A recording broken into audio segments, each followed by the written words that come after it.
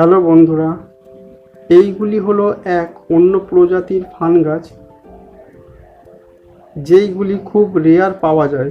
এই গাছগুলি আমি একটি প্রতিবেশীর বাড়ির দেওয়াল থেকে সংগ্রহ করেছি। এখন এই গাছগুলিকে আমি পটিং করে দেখাবো। এই গাছগুলি সাধারণত খুব সহজে মরে না। এই গাছগুলি যত বেশি পরিমাণে জল পাবে তত এর কালার গ্রিন থাকবে এবং সতেজ থাকবে। তাই বসানোর সময় এই ধরনের গাছের ক্ষেত্রে মাটির ভাগটি অন্যরকম করতে হবে। এই গাছটি বসানোর জন্য 3 ভাগের 2 ভাগ মাটি নেব। তারপর পটে জল ধরে রাখার জন্য আমি কিছু প্যাম্পাসের ভিতরে ব্যবহৃত জিনিসটি ব্যবহার করছি, কারণ এই জিনিসটির জল ধরে রাখার ক্ষমতা সবচেয়ে বেশি। এর পরিবর্তে আপনারা কোকোপিটও ব্যবহার করতে পারেন।